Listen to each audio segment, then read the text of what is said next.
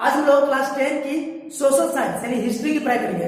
Social science जो history है, इतिहास का चैप्टर नंबर 1 यूरोप में राष्ट्रवाद, इसी के हम आज क्या करेंगे, पढ़ाई करेंगे। और आज हम लोग इसका पार्ट नंबर 2 की पढ़ाई करेंगे। पार्ट 1 में हम लोग राष्ट्रवाद क्या होता है वो जान गए, नेपोलियन बोनापार्ट के बारे में जाने कि नेपोलियन बोनापार्ट का क्या क्या योगदान था, किसमें, राष्ट्रवाद को फैलाने में, वो था क्या, उससे रिलेटेड बहुत सारे ऑब्जेक्टिव जान गए।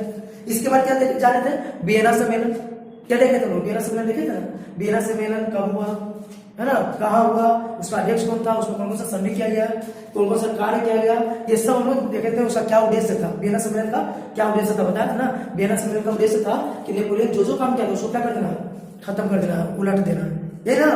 तो आज हम लोग क्या जानेंगे, आज हम लोग जानेंगे मेटरनिक व्यवस्था, क्या जानेंगे, मेटरनिक व्यवस्था। और उसके बाद क्या जानेंगे, 1830 की फ्रांस की जुलाई क्रांति, ठीक है। तो पहले मेटरनिक व्यवस्था जानेंगे, उसके बाद 1830 की फ्रांस की जुलाई क्रांति। तो ये जो मेटरनिक व्यवस्था है जो हम लोग कल पढ़े थे वियना सम्मेलन, उसमें मेटरनिक जी का नाम आया था ना, नहीं आया था मेटरनिक का नाम, मेटरनिक का नाम आया था, यही तो हेड था। वियना सम्मेलन का हेड कौन था, अध्यक्ष कौन था, मेटरनिक ही ना था। और उसमें पता है मेटरनिक कौन था, ऑस्ट्रिया का चांसलर था। चांसलर मतलब क्या होता, प्रधानमंत्री। तो ये भी आपको वियना सम्मेलन से रिलेटेड ही है, उसी के बाद ये चीज हम लोग पढ़ेंगे, ठीक है। और मेटरनिक व्यवस्था के बाद हम पढ़ेंगे 1830 की फ्रांस की जुलाई क्रांति, ये भी वियना सम्मेलन से ही रिलेटेड है। वियना सम्मेलन हुआ ना, उसी के बाद ये घटना है।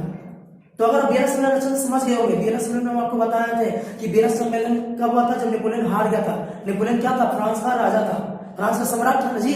नेपोलियन जो था फ्रांस का सम्राट था, उसको हराया था 4 देश मिलकर के, ऑस्ट्रिया, प्रसा, रूस, ब्रिटेन, ये 4 मिलकर हराया था, ठीक ना। तो उसके बाद वियना सम्मेलन हुआ था, क्या हुआ था, वियना सम्मेलन 1815 में हुआ था ना। तो वियना सम्मेलन में बहुत सारा कार्य किया गया, उसमें एक काम ये भी किया गया था कि फ्रांस में और स्पेन में फिर से बुरो वंश को क्या किया गया, स्थापित किया गया था। फ्रांस में और स्पेन में फिर से बुरो वंश को क्या कर दिया गया था, स्थापित कर दिया गया था। तो वही यहाँ पर वियना कांग्रेस का जो बुरो वंश स्थापित हुआ था ना, उसी से रिलेटेड ये भी है। तो अगर वो आप अच्छा से जानते हो तो आपको ये अच्छा से समझ में आ जाएगा, और नहीं जानते हो तो हम तो अभी बता ही दिए, बताया ना कि वियना सम्मेलन के बाद क्या हुआ था, बुर्गो राजवंश का स्थापना किया गया था फ्रांस में और स्पेन में। तो यहाँ स्पेन की बात नहीं करनी है, किसकी बात करनी है, फ्रांस की, ठीक है। तो चलिए दोनों को क्या करते हैं, आप शुरू करते हैं। इंट्रोडक्शन तो आपको देखिए कि क्या क्या इसमें हमको जानना है, इसके पहले हम क्या क्या जान लिए। अब इसको शुरू करते हैं। तो शुरू करने से पहले आपको करना क्या है कि जो बोर्ड पे इतना सुंदर से जो लिखा हुआ है, इसको आप क्या कीजिए, जल्दी से स्क्रीनशॉट ले लीजिए और आप भी सुंदर सुंदर अक्षर में अपने नोटबुक में लिख लीजिए। क्योंकि हम हर वीडियो में क्या करते हैं, हर वीडियो में जो नोट्स रहता है वो आपको बोर्ड पे लिख देते हैं। जो भी नोट्स रहता है, जो भी कुछ समझाना होता है, वो हम बोर्ड पे लिख देते हैं, ताकि बच्चे लोग क्या करें ना, उसको क्या करें, स्क्रीनशॉट ले ले, स्क्रीनशॉट ले करके वो अपना नोटबुक में क्या करें, लिख ले। इससे आपका नोट क्या हो जाएगा, तैयार हो जाएगा, आपका नोट्स बनकर तैयार हो जाएगा, ठीक है। आपको कहीं भी कोचिंग क्लासेस करने की जरूरत नहीं पड़ेगा, किसी भी क्लास में जाने की जरूरत नहीं पड़ेगा, किसी भैया दीदी का हाथ जोड़ने की जरूरत नहीं पड़ेगा। ऐसा समझना, बस आप नोट्स जो बोर्ड पे दे रहे हैं आप उसे स्क्रीनशॉट लीजिए और कॉपी में लिख दीजिए। आप पढ़िएगा, नोट्स पूरा आपका पूरा नहीं तैयार होता तो बोल दीजिएगा, ठीक है। तो चलिए, उम्मीद है आप इसे स्क्रीनशॉट ले चुके हैं। अब इसको हम समझाना शुरू करते हैं। तो चलिए मेटरनिक के बारे में जानते हैं। तो मेटरनिक था क्या, पहले हम बताएं, मेटरनिक ऑस्ट्रिया का चांसलर था। पहले हम बता रहे थे, फिर उसके बाद ये जो लिखा हुआ है ना वो भी हम समझाएंगे, ठीक है। तो पहले हम जो बता रहे हैं वो सुनिए ध्यान से। हुआ क्या था, मेटरनिक ऑस्ट्रिया का चांसलर था, वही नेपोलियन को हराया था। नेपोलियन को हराने के बाद वियना सम्मेलन किया था, उसका हेड भी कौन था, मेटरनिक, उसका हेड भी कौन था, मेटरनिक, ठीक ना। तो वियना सम्मेलन, अब वियना सम्मेलन के बाद जितना भी यूरोप में व्यवस्था हुआ चेंजेस, उसमें किसका हाथ था, मेटरनिक का। ऐसा ना, वियना सम्मेलन में और वियना सम्मेलन के बाद यूरोपीय व्यवस्था को स्थापित करने में, यूरोपीय व्यवस्था को स्थापित करने में सबसे बड़ा हाथ किसका था, मेटरनिक का। मतलब मेटरनिक का वर्चस्व चलना शुरू हुआ कब, 1815 के बाद। क्योंकि 1815 में नेपोलियन जी हार गए, 1815 में नेपोलियन की क्या हो गई, हार हो गई। तो उसके बाद कौन आया, मेटरनिक, और उसमें से किसका इतिहास शुरू हो गया, मेटरनिक का। अब मेटरनिक था कैसा भी वो जान लेते हैं। मेटरनिक था ना, वो पुरातन व्यवस्था बनाए रखने वाला था। पुरातन व्यवस्था तो पुरानी व्यवस्था को बनाए रखना चाहता था, वो नया चेंजेस नहीं चाहता था, वो कोई भी चेंजेस, कोई भी परिवर्तन नहीं चाहता था। अरे समझना, मेटरनिक के बारे में समझिए, मेटरनिक था कैसा भी, मेटरनिक कैसा भी था, पुराना व्यवस्था बनाए रखने वाला, खरूस टाइप का आदमी था। आगे समझना, पुराना व्यवस्था बनाए रखने वाला खरूस टाइप का आदमी था। वो क्रांति के संदेशों का कट्टर विरोधी था। क्यों, क्योंकि जैसे जैसे क्रांति का संदेश फैलेगा, राष्ट्रवाद फैलेगा, इसका शासन चल पाएगा, नहीं चल पाएगा। इसलिए वो क्रांति के संदेश में क्या था, कट्टर विरोधी था। वो नहीं चाहता था कि कहीं भी छोटा सा भी क्रांति हो, वो ये एकदम नहीं चाहता था, बिल्कुल नहीं चाहता था, ठीक है। मेटरनिक जो है क्रांति एकदम नहीं चाहता था। लोकतंत्र प्रजातंत्र का नाम भी सुनना नहीं चाहता था। वो चाहता था कि लोकतंत्र प्रजातंत्र क्या होता है ये लोग जाने ही नहीं, बस वो राजतंत्र बनाकर चलना चाहता था। और वही पुराना व्यवस्था लेकर ही वो चलना चाहता था, कोई बदलाव करना नहीं चाहता था। वो बोलता भी था कि शासन करो और परिवर्तन न होने दो। कौन बोलता था? मेटरनिख। पूछा जाता है कि मेटरनिख कि कौन बोला करता था कि शासन करो और परिवर्तन न होने दो? मेटरनिख। समझा रहे क्या कहानी? ध्यान से सुनिएगा, समझ आ जाएगा। मेटरनिख बोला करता था कि शासन करो और परिवर्तन न होने दो, और ऐसा ही वो व्यवस्था भी लागू किया। ऐसा ही वो पूरे यूरोप में, सिर्फ ऑस्ट्रिया में नहीं, ऑस्ट्रिया का चांसलर था ना, सिर्फ ऑस्ट्रिया में नहीं, पूरे यूरोप में ऐसा व्यवस्था किया कि ताकि कोई बदलाव ना हो। वो हर संभव प्रयास किया, खूब प्रयास किया। किस चीज को?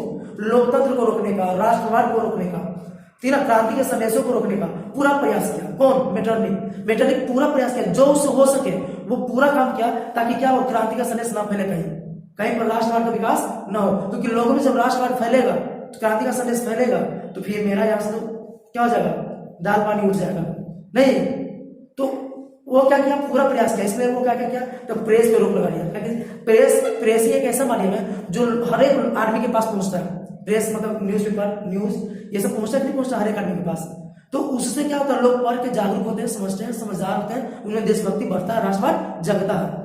तो क्या क्या? प्रेस पर रोक लगा दिया कि ना रहेगा प्रेस, ना रहेगा बांस, ना बजेगा बांसुरी, मतलब वही, ना रहेगा प्रेस, ना वो राष्ट्रवाद को फैला पाएगा। ऐसा ना, प्रेस पर रोक लगा दिया। प्रेस में ऐसा रोक लगा दिया कि कोई भी उसने बात क्या करेगा, छाप नहीं सकता जिससे राष्ट्रवाद फैले। आया समझा ना? जिस अंग्रेज हम लोग क्या किया था, अंग्रेज भी हम लोग क्या यही किया था, प्रेस पर रोक लगा दिया था कि कोई भी प्रेस में अंग्रेज के खिलाफ कोई गलत बात नहीं लिख सकता, कोई ऐसा बात नहीं लिख सकता जिससे लोगों में क्या हो, राष्ट्रवाद जगे, देशभक्ति जगे। वही काम यही किया मेटरनिख भी।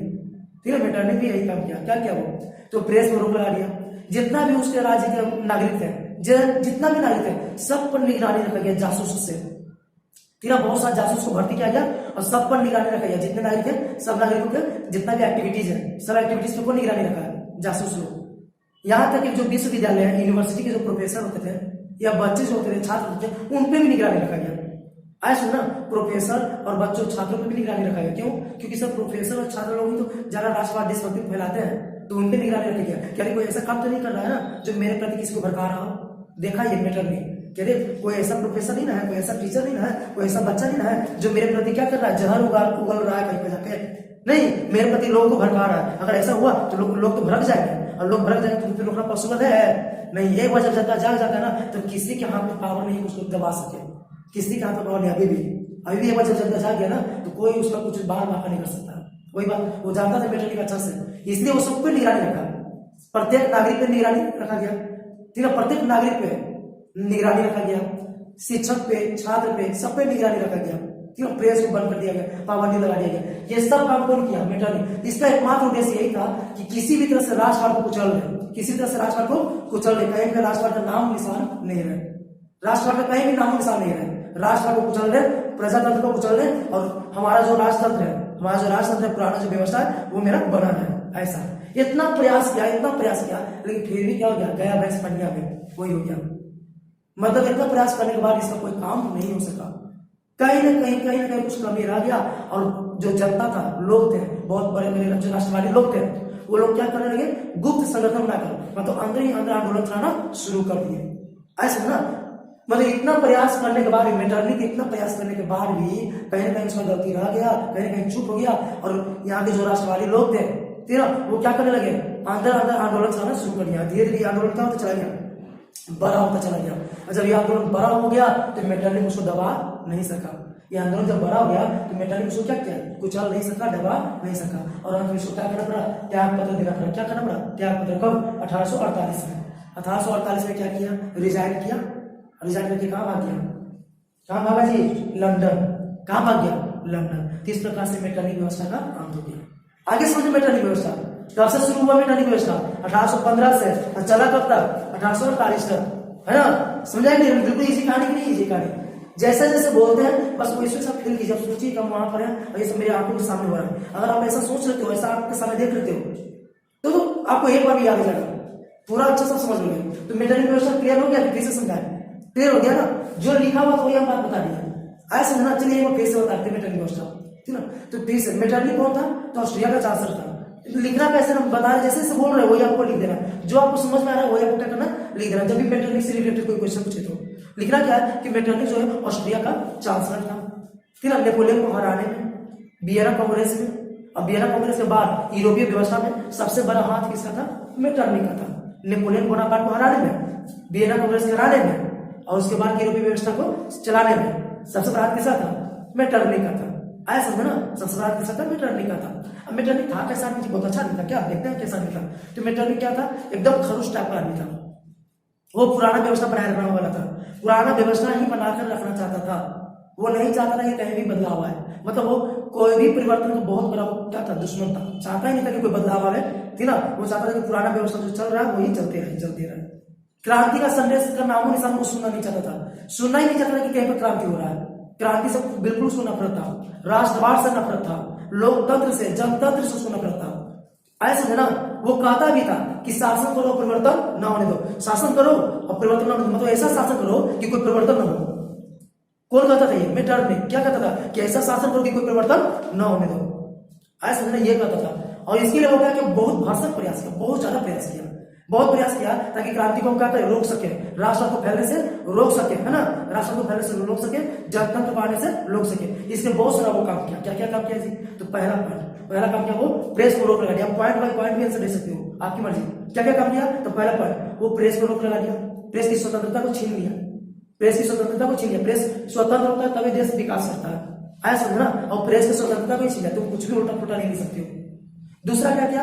हर एक नागरिक पे, उस देश के हर एक नागरिक पे निगरानी रखा गया, हर एक नागरिक पे जासूस के द्वारा निगरानी रखी गई। कोई ऐसा नागरिक तो नहीं है ना जो मेरे खिलाफ जहर उगल रहा है, जो लोगों को भड़का रहा है, जो क्रांति को जन्म दे रहा है, जो राष्ट्र फैला रहा है। ये इस बात पर क्या किया गया? ध्यान दिया गया। कौन ध्यान दिया? मेटरनिक, कि कहीं ऐसा ना हो जाए कि कहीं पर क्रांति सुलग उठे। आया समझना। और क्या किया गया? तो विश्वविद्यालय जो होता है, कॉलेज होता है, यूनिवर्सिटीज होता है, उसके प्रोफेसर, छात्र, सब पे निगरानी रखा गया, सब पर निगरानी रखा गया। हर एक लोगों के एक्टिविटीज पे क्या किया गया? निगरानी रखा गया। इतना करने के बावजूद भी वो राष्ट्र को फैलने से रोक नहीं सका। बहुत सारा जो राष्ट्रवादी लोग थे वो आंदोलन क्या करने लगे? आंदोलन चलाना शुरू कर दिया। बड़े छोटा आंदोलन क्या किए? चलाना शुरू किए। ये छोटा आंदोलन धीरे धीरे क्या हो गया? ये बड़ा हो गया। अब एक समय में इतना ये बड़ा हो गया कि इसके हाथ से बाहर निकल गया। ये कहा कि अब तुम्हारे हाथ नहीं दबेगा। दबाने का कोशिश किया, ऐसा नहीं कि दबाने का कोशिश किया दबाने का कोशिश, लेकिन इसे दबा नहीं, इसे कुचला नहीं जा सका, और जनता का क्या हुआ? जीत हुआ। जनता का क्या हुआ? जीत हुआ। और इसका क्या हुआ? हार हुआ। ऐसे नहीं जनता का आगे कोई टिकता है क्या? जनता का आगे किसी का हिम्मत नहीं कि टिक सके, आया समझ ना। तो जनता का जीत हुआ, इसका क्या हुआ? हार हुआ। और जाकर 1848 में ये क्या किया? अपना इस्तीफा दे दिया। इस्तीफा देकर कहाँ भाग गया? लंदन। बोरिया मिशन उठाया, कहा चलो भाई हम लंदन घूमने जाते हैं, है ना, मतलब लंदन चला गया। और इसी के साथ 1848 में मेटरनिक व्यवस्था खत्म, अंत हो गया। तो ये था मेटरनिक व्यवस्था, कैसे शुरू हुआ, कैसे अंत हुआ, आपको अच्छा से समझाया गया। उम्मीद आपको समझ में आ गया होगा। समझ में क्या? अभी का भी पूरा याद हो गया होगा। हम अभी आपको बोलेंगे, आप लिखो तो जरा मेटरनिक व्यवस्था के बारे में बहुत सारी चीज लिख सकते हो, नहीं लिख सकते हो? अच्छा, अगला जो टॉपिक हम लोग 1830 की फ्रांस की जुलाई क्रांति, इसके बारे में जानेंगे। 1830 की फ्रांस की जुलाई क्रांति। तो 1830 की फ्रांस क्रांति 1830 में हुआ था, जुलाई में हुआ था, लेकिन 1830 जुलाई कहाँ हुआ था? फ्रांस में, है ना। ये क्रांति क्यों हुआ जी? ये जो क्रांति हुआ क्यों हुआ? कुछ तो कारण रहा होगा ना, बिना कारण का कुछ होता नहीं है। इस तरीके से भगवान ने बोल दिया गीता में कि बिना कारण का कोई भी काम नहीं होता है। यहाँ बिना कारण का नहीं क्रांति हो गया होगा, तो कोई तो कारण होगा, वो कारण हम जानेंगे। फिर कैसे क्रांति हुआ वो जानेंगे, उसमें क्या क्या हुआ, उसके बाद क्या परिणाम निकला, इस क्रांति का क्या परिणाम निकला। कुछ तो रिजल्ट होता है ना। अब कोई भी काम होता है तो कुछ तो रिजल्ट होता है, कभी छोटा रिजल्ट आता है, कभी बड़ा आता है, लेकिन कुछ तो रिजल्ट आता ही है। आप ही काम लोगे तो आपको बहुत अच्छा रिजल्ट आएगा, बड़ा सा रिजल्ट आएगा, अच्छा नंबर से आप क्या करोगे? पास हो गए, तो कुछ तो रिजल्ट आएगा है ना। चलिए तो जानते हैं इसको। लेकिन ये क्या हुआ कि वियना कांग्रेस हुआ 1815 में, पता था ना। ऑस्ट्रिया की राजधानी वियना था, ऑस्ट्रिया की राजधानी वियना, ये भी पूछा जा सकता है जी के ऑस्ट्रिया की राजधानी कहाँ है जी? वियना, यही वियना। तो वियना में क्या हुआ? सम्मेलन हुआ था, वियना कांग्रेस हुआ था। उसी सम्मेलन के द्वारा जो फ्रांस है, फ्रांस में कौन सा वंश शुरू हुआ? बुर्बो राजवंश का शासन शुरू हुआ। और कौन राजा बना? राजा का नाम लुई 18वां। लुई 18वां का राजा बना, आया समझना। लुई 18वां मतलब क्या बना? राजा बना। और 1824 में उसकी मृत्यु भी हो गई, मतलब 1815 में समझिए कि राजा बन गया, है ना। 1815 में राजा बना, 9 साल तक खूब राजभोग किया, है ना। और उसके बाद 24 में क्या हो गया? उसकी देहांत हो गया। 1824 में क्या हो गया? चल बसा। तो मरेगा तो फिर क्या? राज खाली जाएगा, उसके बाद कोई तो राजा बनेगा ना। तो उसके बाद कौन राजा बना? उसके बाद चार्ल्स दसम फ्रांस का राजा बना। किसके बाद? लुई 18 के बाद चार्ल्स दसम फ्रांस का राजा बना। ये स्वेच्छाचारी था, स्वेच्छाचारी और निरंकुश। अब इसका कोई मतलब समझ लेते हैं। स्वेच्छाचारी या निरंकुश का मतलब क्या? कि वैसा जिस पर कोई रोक टोक ना हो, वैसा जिस पर कोई रोक टोक ना हो। निरंकुश मतलब बिना कोई रोक टोक का, और स्वेच्छाचारी मतलब अपना मनमौजी का, मतलब ये जो राजा था अपना मनमौजी था, किसी का बात सुनता नहीं था, किसी का बात नहीं सुनता था, इसको जो मन में आया वो करता था। अगर चाह लिया तो सब लड़की को टकली करके घुमा देगा, अच्छा लिया तो सब लड़कों को क्या करेगा, लहंगा चोली पहना के घुमा देगा। है समझना, मतलब यही हुआ जी कि अपना मन का मौजी नहीं, तो ऐसा मन मौजी था। जैसा कि कैसे अभी किम जो उन है, जो अपना जो इस में क्या करता है, हेयर रखता है, वैसे ही लागू कर दिया अपने देश में, तो वैसे ही सब बाल रखेगा। नहीं, अगर वो कह देगा कि लड़की लोग वैसे ही बाल रखेगा, लड़की लोग टकली बन के घूमेगा, तो घूमना ही पड़ेगा टकली बन के, ताकि वो वहां का क्या तानाशाह है ना जी। तो ऐसा ही ये भी हुआ है, तानाशाही हो गया इसका, नहीं हुआ तानाशाही। चार्ल्स डसन जो है 1824 में जाके क्या बना, राजा बना, और वो था कैसा आदमी, तो स्वेच्छाचार्य दिवस को, तो उसमें कोई रोक टोक नहीं, जो मन में आएगा वो करेगा। आप उसमें उंगली तक नहीं उठा सकते, आप उंगली उठाओगे तब गर्दन तक काट दिया जाएगा, ये नहीं कि उंगली उठाएंगे तो उंगली काटेगा, है समझे ना। ऐसा था वो क्या किया, वो कुलीन और पादरियों को क्या किया, विशेष अधिकार दिया। कुलीन जो होते हैं ना, हाई क्लास के लोग होते हैं, कुलीन और पादरी लोग। आपको पता हो ना पादरी किसको होते हैं, चर्च के जो फादर लोग होते हैं, चर्च के जो फादर लोग होते हैं, नहीं होते पादरी, तो पादरी लोग हो गया, कुलीन लोग हो गया, इन लोग को बहुत छूट दे दिया। कौन, चार्ल्स डसन। अरे छूट दिया चलो कोई बात नहीं, सबको देना चाहिए ना छूट, तो ये लोगों को छूट खूब दिया, लेकिन जनता को क्या किया, जनता की स्वतंत्रता को ही छीन लिया। ऐसा ना जनता के साथ बहुत खराब किया। कुलीनों को पादरियों को बहुत अधिकार दे दिया। ये भी क्या किया, प्रेस पर पाबंदी लगा दी, प्रेस पर रोक लगा दिया। ये भी आके वही काम किया, प्रेस पर रोक लगा दिया। और बोलता क्या था ना, बड़ी क्या घमंड में बोलता था, मैं अंग्रेजी राजा की तरह शासन करने से अच्छा है ना कि हम लकड़ी काटेंगे। ये भी पूछा जा सकता है कि कौन राजा बोलता था कि अंग्रेजी राजा की भांति शासन करने की अपेक्षा हम लकड़ी काटना पसंद करेंगे। कौन बोलता था, चार्ल्स डसन। याद हो गया, कौन बोलता था, चार्ल्स डसन। चार्ल्स डसन क्या बोलता था, मैं अंग्रेजी राजा की भांति शासन करने की अपेक्षा लकड़ी काटना अधिक पसंद करूंगा। मतलब कहने का अर्थ ये हुआ कि मैं ऐसा शासन जो मेरे मन में आएगा वही शासन करेंगे, है ना। उससे तो अच्छा कि अगर तुम्हारे मन से चले, उससे अच्छा कि हम लकड़ी ना काटेंगे। जो करता था कौन, चार्ल्स डसन। मतलब ये था कि मन मौजी करेंगे भाई, तो वो जो करना करो मनमौजी करेंगे, ऐसे ना, ये इसे करना था। ये सबसे सोचे थे जरा, अभी आपको कोई प्रधानमंत्री जी, मान लीजिए हमारे प्रधानमंत्री नरेंद्र मोदी जी जो है वो बोल रहे थे कि क्या है ना कि हम जैसा बने होगा वैसे करेंगे, तो क्या उसका विरोध होगा कि नहीं होगा, उनका विरोध करेंगे कि नहीं करेंगे, सब लोग करेंगे। जो उनका फैन है, फॉलोअर है, वो भी क्या करेंगे, दे विरोध कर लेंगे। नहीं, वो अच्छे कर्म कर रहे हैं तब ना लोग उनका फैन बना है, फॉलोअर बना है। नहीं, अब अगर मान लीजिए कि वो क्या, मोदी जी क्या, कोई भी आकर अगर बोलता है कि हमको जो मन में आएगा भाई हम वही करेंगे, तुमको जो करना है करो, हमको जो मन में आया वही करेंगे, हम यहाँ का सर्विस कर रहा है, हम यहाँ का मालिक है, हम जो बोलेगा वही नियम चलेगा, जो बोलेगा वही नियम चलेगा, तो क्या होगा, ये गलत है कि नहीं है ना गलत। इसका विरोध होगा कि नहीं होगा, तो जाहिर सी बात है इसका विरोध होना शुरू हो गया। किसका, चार्ल्स डसन का। चार्ल्स डसन का विरोध बढ़ने लगा, लेकिन विरोध का कोई प्रभाव नहीं था। बोला आई डोंट किया, डायरेक्ट बोलता आई डोंट किया, मुझे कोई प्रभाव नहीं है, कोई फर्क नहीं पड़ता। कौन बोला, चार्ल्स डसन। और बोला कि तू विरोध कर रहा है, बताता है तो सबके कि तुरंत अपनों से खरूस आदमी को लिया है, अपनों से खरूस आदमी को लिया है पढ़ने को, बोला तू हमारा प्रधानमंत्री बन, अपना क्या किया, इसको प्रधानमंत्री बनाया। ऐसा ना, मतलब पॉलीग्रेफ नाम के आदमी को क्या किया, प्रधानमंत्री बनाया। आप पॉलीग्रेफ अच्छा आदमी नहीं था, वो उससे भी 4 तरफ आगे था। पॉलीग्रेफ जो था ये अच्छा आदमी नहीं था, उससे भी 4 तरफ आगे था, ऐसा ना। और उसी को क्या किया, प्रधानमंत्री बना दिया। तो सोचिए तो जरा, जनता क्या कहेगा, जनता कहेगा कि ये तो झेल ही रहे थे, एक वाव आ गया, अब दो के कहां से झेलेंगे भाई, एक तो झेल रहे थे किसी तरह से, अभी वाव को तो उठा के लिया है, अब कहां से झेलेंगे। तो विरोध आप करेगा नहीं करेगा, और विरोध करेगा। ये आप आते ही साथ क्या किया ना, 4 अध्यादेश जारी किया, 4 अध्यादेश, 4 कानून जारी किया, 4 अध्यादेश। इस अध्यादेश का काम तो बहुत किया, लेकिन हम एक बात क्या बता रहे हैं, इस अध्यादेश ने क्या किया, प्रेस की स्वतंत्रता को छीन लिया, प्रेस की स्वतंत्रता को छीन लिया, नागरिकों की स्वतंत्रता को छीन लिया, अधिकारों को छीन लिया। इससे बोले तो आम नागरिक जो होगा वो गर्म होगा कि ठंडा हो जाएगा, आम नागरिक जो होगा क्या होगा, आग बबूला हो जाएगा, गर्म नहीं होगा, कहे कब जो हो सो हो, आप तुमको मैं यहाँ जीने ना देंगे, रहने नहीं देंगे, मार के भगाएंगे तुम्हें यहाँ से। नहीं, तो वही जनता जो कहा था बहुत हो गया, है ना, इट्स टू मच, अब हाथ से पार कर लियो तुम, अब हम नहीं सहेंगे बात। और क्या किया, आंध्र 26 जुलाई 1830 को पेरिस जनता क्या किया, विद्रोह शुरू कर दिया। झेल रहा था, लेकिन जनता को क्या करना चाहिए, इग्नोर नहीं करना चाहिए। बोले ना कि जनता का ये भी नहीं टिका, अभी देखा ना, ये टिका बेटा नहीं, ये क्या, कोई नहीं टिकेगा जनता का आगे, तो ये भी इसको झेल रहा था। अब क्या किया, बहुत ज्यादा हो गया। और 26 जुलाई 1830 को क्या किया, जनता पेरिस से जाकर विद्रोह कर दिया। जब पेरिस क्या, फ्रांस की राजधानी है जी, पता ना यार, देखा ऑब्जेक्टिव पूछा जा सकता है कि फ्रांस की राजधानी कौन है, तो फ्रांस की राजधानी पेरिस है। आया समझे ना, जिसको फैशन नगरी बोला जाता है, फैशन नगरी है ना, वही है पेरिस। तो पेरिस में जनता क्या क्या विद्रोह करना शुरू कर दिया, ठीक ना। ये विरोध चला कितना दिन, 27 से 29 जुलाई तक, 27 से 29 जुलाई तक विद्रोह चला। ऐसा नेतृत्व जनता की तरफ से कौन किया, लफायत है। और लफायते का नाम आपको भी सुने हो, बताते हैं लफायते के बारे में, जानो फिर बताएंगे। लफायते जो है ना वो क्या क्या इसका नेतृत्व किया, इसके बारे में बताएंगे लफायते कौन था। लफायते जो है जनता की तरफ से क्या किया, लड़ा, मतलब जनता की तरफ से वो लीडर होना चाहिए ना, जनता की तरफ से वो लीडर होना चाहिए ना जी, तो जनता की तरफ से कौन लीडर था, लफायते।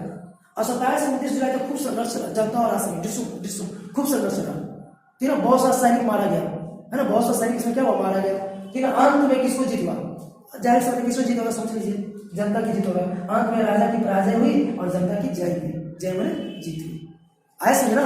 और 31 जुलाई को ये गड्डी छोड़ के भाग गया, गड्डी छोड़ के चल गया कहाँ, ये भी वही भागा इंग्लैंड, है ना, ये भी कहा भागा इंग्लैंड। बोलता था बड़ी बोलता था कि हम अंग्रेजी राजा का शासन करेंगे, भागा अपने देश में, भागा अपने देश में। अब बोलता था कि अंग्रेजी राजा से कठपुतली बन के रहेंगे, वो कहीं से शासन न करेंगे, भागा अपने देश, है ना। तो ये क्या किया, इंग्लैंड चला गया। तो ये था आपका 1830 की फ्रांस की जुलाई क्रांति। अब सब परिणाम क्या निकला जी, देखिए मेरे पास जगह नहीं था इसलिए मैं आपको परिणाम लिखना भूल गया, ठीक है। आप यहाँ से क्या करोगे, यहाँ से पैराग्राफ चेंज कर लोगे, यहाँ से क्या करोगे, पैराग्राफ चेंज कर लोगे। अब पैराग्राफ चेंज करके क्या लिखोगे, परिणाम, परिणाम लिखिए क्या करोगे, डैश लोगे, परिणाम लिखिए क्या लोगे, डैश, ठीक है। तो परिणाम क्या निकला, तो परिणाम यही निकला कि इस क्रांति के बाद बुर्बो वंश का क्या हो गया, अंत हो गया, सफाया हो गया। इस क्रांति के बाद बुर्बो वंश का क्या हो गया, अंत हो गया। कौन सा वंश आया, नया वंश आया, आर्लियंस वंश। कौन सा वंश, आर्लियंस वंश। और नए राजा कौन बने, लुई फिलिप, नए राजा कौन बने, लुई फिलिप। और लुई फिलिप क्या ना उदारवादी शासन शुरू किया, इसलिए ऐसा नहीं जानता था लुई फिलिप क्या हम भी वही काम करेंगे ना, तो मेरा भी वही हाल होगा, हमको भी जनता क्या करेगा, लपिया देगा अच्छा से नहीं, इसलिए क्या किया, ये उदारवादी शासन शुरू किया। उदारवादी मतलब अच्छा शासन शुरू किया, मतलब राजतंत्र नहीं आया, जनतंत्र वहां पर नहीं आया, लोकतंत्र नहीं आया, राजतंत्र नहीं आया, लेकिन कैसा राजतंत्र, तो संवैधानिक राजतंत्र। कैसा राजतंत्र, संवैधानिक। पहले भी राजतंत्र नहीं था, तो पहले था निरंकुश राजतंत्र। पहले कौन सा राजतंत्र था, निरंकुश। अब कौन आ गया, संवैधानिक। संवैधानिक मतलब क्या, नियम कानून से चलने वाला। ये अपना मनमौजी नहीं करा, ये अपना मनमौजी नहीं किया, ये नियम कानून से क्या किया, अपना शासन आपका चलाना शुरू किया। 30 प्रकार से 1830 जुलाई क्रांति समाप्त हुआ। उम्मीद आपको समझ में आ गया होगा। अब हम आपको बोलेंगे कि लफायते के बारे में बताते हैं। देखिए लफायते के बारे में आप क्लास 9 में पढ़ेंगे। क्लास 9 में जब अमेरिकी स्वतंत्रता संग्राम पढ़ेंगे, क्लास 9 में एक लेसन है हिस्ट्री का ही, अमेरिकी स्वतंत्रता संग्राम। तो अमेरिकी स्वतंत्रता संग्राम जब हुआ था, अमेरिका में जो स्वतंत्रता संग्राम हुआ था, अमेरिका को गुलाम बना लेता कौन, इंग्लैंड। कौन गुलाम बना लेता, इंग्लैंड। तो अमेरिका को गुलाम बना लेता ना, तो अमेरिका का संघर्ष हुआ उससे, तो उसमें फ्रांस क्या किया था, अमेरिका को हेल्प किया था। फ्रांस क्या किया था, अमेरिका को हेल्प किया था। तो फ्रांस की तरफ से जो लड़ा था ना, फ्रांस की तरफ से जो हेल्प कर गया था कौन था, लफायते ही था। कौन था, लफायते। तो लफायते तो पहले ही से क्या था, अनुभव है था संघर्ष करने का, विद्रोह करने का था जी, युद्ध लड़ने का पहले ही से क्या था, अनुभव था। तो यहाँ भी क्या किया, विद्रोह कर दिया। आगे समझ में कोई दिक्कत, तो ये था 1830 की फ्रांस की जुलाई क्रांति। तो समझा गया, एक बार फिर से उसको एक बार फिर से बता देते, उसको इसलिए वो दोहरा रहे थे। तो हुआ क्या कि वियना कांग्रेस जो हुआ, वियना कांग्रेस 1815 में जो हुआ, तो उसके बाद फ्रांस में बुर्बो राजवंश का शासन स्थापित हुआ। अब बुर्बो राजवंश का कौन राजा बना, तो लुई 18वां। कौन, लुई 18वां। याद रखिएगा, बुर्बो राजवंश का शासन चला और लुई 18वां वहां का राजा बना। लेकिन 1824 में उसका क्या हो गया, देहांत हो गया। 1824 में वो चल बसा। तो उसके बाद चार्ल्स दसम आया। कौन आया, चार्ल्स दसम। और वो बहुत प्रतिक्रियावादी था, निरंकुश था, संचारित था, बहुत खराब किस्म का आदमी था, ठीक है। वो बोलता भी था कि हम अंग्रेजी राजा की तरफ शासन करने से अच्छा लकड़ी काटना पसंद करेंगे। मतलब वो नियम कानून से चलने वाला राजा नहीं था। बोला कि हमको जो बनना है वही करेंगे, वही कानून बनेगा, वही नियम बनेगा। और वो क्या किया, बहुत गलत काम करना शुरू कर दिया। सबसे पहले प्रेस की स्वतंत्रता को ही खत्म कर दिया, ठीक ना। ये सबसे क्या हुआ, इसका विद्रोह होना शुरू किया। किसका, चार्ल्स दसम का। वो और क्या किया, तो कुलीन जो होता है ना, कुलीन को पादरी को विशेष अधिकार दिया, विशेष छूट दे दिया। किसको, कुलीन और पादरी को। जिससे जब तक गुस्सा होगा नहीं होगा, छूट देगा तो हमको भी दो, स्पेशल उसी को छूट देगा तो गुस्सा होगा ना। तो जब तक इससे क्या हुआ, गुस्सा हो गया, उसका विद्रोह करना शुरू कर दिया। विद्रोह उसका होने लगा, लेकिन ये बोलता है आई डोंट केयर, मुझे कोई फर्क नहीं पड़ता है, ऐसा ना। ये बोला मुझे कोई फर्क नहीं पड़ता, तुम जो करना है करो। कौन बोला, चार्ल्स दसम। और क्या क्या, ये कोलिने को अपना प्रधानमंत्री बना दिया। किसको, कोलिने को। मतलब विद्रोह का परवाह नहीं किया, विद्रोह का परवाह नहीं किया, और किसको बना दिया, कोलिने को अपना प्रधानमंत्री। कोलिने किससे 4 नंबर और आगे था, ठीक है। जनता एक तो झेल ही रहा था, अब दूसरा क्या किया, बड़ेंगे तो बड़ेंगे, छोटे में सुबह नजर नहीं, मतलब एक तो झेल ही रहा था, दूसरा का भी आ गया, है ना। एक तो झेल रहा था जनता, और दूसरा भी आ गया। मतलब कहता है, कहावत है ना, एक तो करेगा दूसरे नीम चढ़ा। मतलब एक करेगा तो झेल ही रहते हैं, दूसरा नीम भी आ गया। मतलब एक करवाइए था, दूसरा का उससे भी करवा निकला। कोलिने जो है ना, ये और प्रतिक्रियावादी था, ये और खलूसा था, ये और प्रतिक्रियावादी था, ये और निरंकुश था। ये आते ही 4 डेडेस निकले, दूसरा कितने डेडेस निकला, 4 डेडेस। ऐसे क्या क्या प्रेस पर रोकी लगा रही पूरी तरह से, इससे अब इसको क्या हुआ ना, अब जनता इसको बर्दाश्त नहीं कर सका। अब जनता क्या क्या विद्रोह खोल के करना शुरू किया और 26 जुलाई 1830 को पेरिस में क्या क्या खोल के विद्रोह शुरू कर दिया। कौन? जनता। 26 जुलाई 1830 को फ्रांस की राजधानी पेरिस में खुल के विद्रोह शुरू कर दिया जनता लोग। ऐसा नेतृत्व कौन किया? जनता की तरफ से कौन नेतृत्व किया? लाफायते। कौन नेतृत्व किया? लाफायते। ये 27 से 29 पूरा खुला संघर्ष चला। किसके किसके बीच? जनता और राजशाही के बीच। जनता और राजशाही के बीच 27 से 29 जुलाई के बीच पूरा खुला डिस्ट्रिक्ट चला, संघर्ष चला। और अंत में राजा की हार हुई और वो गद्दी 31 जुलाई को गद्दी छोड़कर बोरिया को लिया, है ना, और दुम दबा के भाग गया था इंग्लैंड, है ना। इस प्रकार से 1830 जुलाई में समाप्त हुआ। इसके बाद परिणाम क्या निकला? तो यहाँ से बढ़ करके आप नीचे लिखिएगा, परिणाम से तो परिणाम लिख के लिखिएगा। परिणाम यह निकला कि जो निरंकुश राजतंत्र चल रहा था फ्रांस में, बुर्बोन राज का, वो समाप्त हो गया। अब आप नया वंश है ऑर्लेंस वंश और नए राजा है लुई फिलिप। ये कौन कैसा शासन शुरू किया? उदारवादी शासन। उदारवादी मतलब अच्छा शासन, है ना। जो पहले निरंकुश राजतंत्र था वहां पर, अब कौन सा राजतंत्र आ गया? संवैधानिक राजतंत्र, मतलब संविधान के अनुसार चलने वाला राजतंत्र। संविधान किसको बोलते हैं? नियम कानून को। संविधान का मतलब नियम कानून, तो नियम कानून से चलने वाला यहाँ पर राजतंत्र आ गया। संविधान के अनुसार चलने वाला राजतंत्र आ गया, संवैधानिक राजतंत्र चलना शुरू हो गया। इस प्रकार 1730 के पास व्याकरण क्या कुछ समझ में आ गया होगा, है ना। ऐसे बहुत सारे ऑब्जेक्टिव है, आपको इसमें भी ऑब्जेक्टिव है, इसमें अंडरलाइन करना भूल जाते हैं, लेकिन इसको आपको अंडरलाइन करके दिखा चुके हैं। अब इसको आपको करना क्या है? अगर आप इसमें तो शुरू में लिए तो अच्छी बात है, नहीं फिर से बोले कि शुरू में ही ले लीजिए। तो सबसे पहले कर दिया शुरू वाला वीडियो को क्या कीजिए, स्क्रीनशॉट ले लीजिए, इसको लिख लीजिए, अच्छा से कहानी को सुन लीजिए, फीलिंग कीजिए, आपको एक बार में समझ में आ जाएगा। ये आप लिखने की कोशिश कीजिए अपने से, उम्मीद है आप लिख पाओगे। खुद से भी पहले बार तो देख के लिख लो, स्क्रीनशॉट में से देख के लिख लो कॉपी में, और उसके बाद एक बार क्या करो, रफ कॉपी में खुद से लिखने का कोशिश करो। हमको पूरा भरोसा है कि आप पूरा के पूरा लिख लोगे, ठीक है। तो मिलते हैं अगले वीडियो में पार्ट नंबर 3 में, इसी का अगला टॉपिक लेकर। अगला टॉपिक में भी बहुत सारी बाकी हम लोग को पढ़ना, इटली का एकीकरण, जर्मनी का एकीकरण, काबुल, गैरिबाल्डी, हेजनी, ठीक है, बहुत सारा भी इस टॉपिक बचा हुआ है, तो सबको बताएंगे इसी के